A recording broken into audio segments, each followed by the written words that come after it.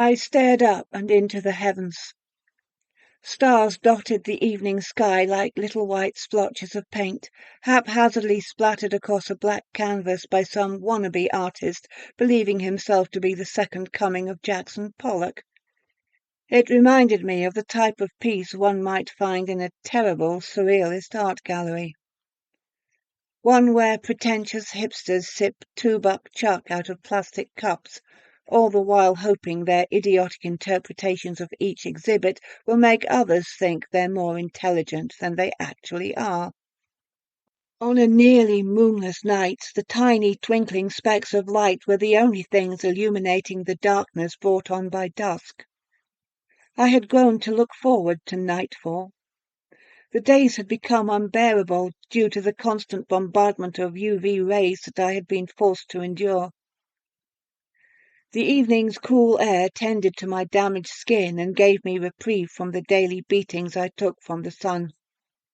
The night also provided constellations, which had become a welcomed distraction. The stars told stories that helped me forget about the decrepit old lifeboat in the middle of the ocean that I was stranded in. I barely noticed the commercial fishing boat as it approached my dinghy, a testament to how far gone my mind had become from the weeks of isolation out at sea.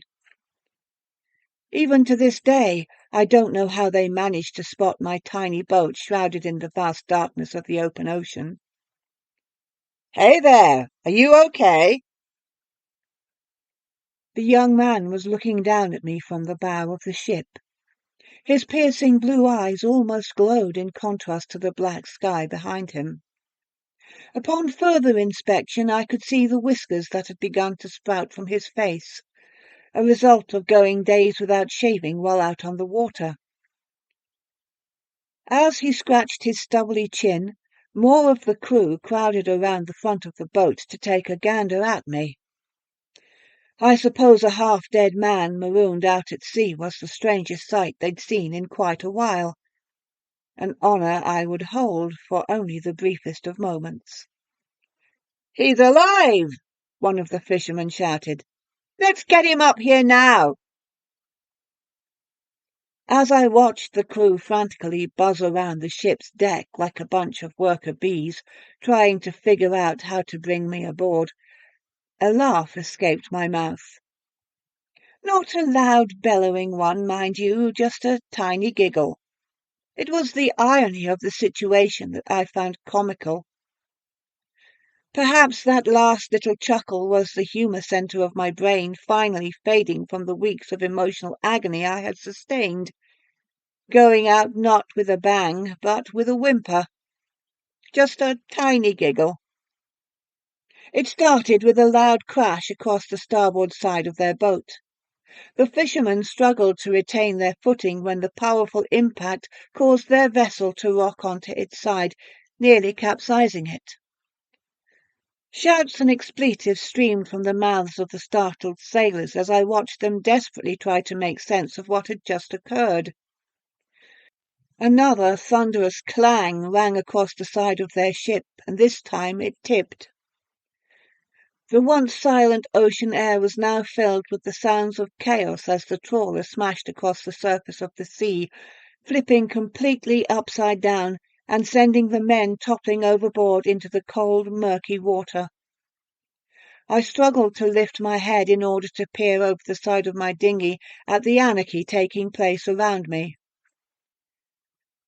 The fishermen barely had a chance to breach and catch their breaths before it began pulling them back down into the abyss. Their panic quickly intensified as, one by one, they started to realize their crewmates were disappearing into the deep, dark sea. You've never truly experienced pandemonium until you've heard a dozen grown men screaming for their lives in the middle of the ocean. The young man who had first greeted me from the ship's bow thrashed and kicked through the water, urgently trying to make his way towards my lifeboat. With salvation mere inches away, he flailed his arms wildly, reaching and grasping with reckless abandon, attempting to grab onto the side. I watched the hope in those piercing blue eyes of his turn to hopelessness as a black, sludge-covered tentacle wrapped itself around his ankle and yanked him back down under with one quick jerk. It was the fishing boat's turn now. Still submerged, the sea beast easily crumpled the already twisted hunk of metal before sinking it down to the watery graveyard at the bottom of the briny deep. There it would join countless other vessels that had shared a similar fate. Without warning, the massive creature erupted from the surface of the sea. I wondered briefly if the salty taste of the water that splashed my face when the beast made its appearance stemmed from the ocean itself, or the blood of the men who had died in it. I shut my eyes, hoping not to catch a glimpse of its horrible features. The sound of water trickling around the Leviathan's body as it waded towards my lifeboat caused me to wince in fear. Though my eyes were clenched tight, I could still feel its awful presence as it closed in on me. I gagged and choked as the rancid smell of its hot breath forced its way into my nostrils and down my throat. With a thud, it dropped a mangled human limb across my lap, one of the fisherman's arms to be precise. It spoke only one word, the same word it had said to me many times before, and the same word it would repeat many times after. Eat. And with that, it slithered back into the sea, leaving me to myself again. I opened my eyes and stared down at the mutilated piece of flesh lying across my sunburnt thighs. For a moment I was tempted to throw it back overboard, but thought the better of it, fearing retaliation from the creature for not listening to its commands. For whatever reason, it seemed to want me alive, but I wasn't about to test its patience. I sunk my teeth into the skin and tore a chunk of muscle from the bone. It had been a week since I had last eaten. The hunger pains in my stomach helped to subdue the horrors in my mind and made the atrocity of cannibalism slightly easier. I let out a sigh and looked back up to the starry night.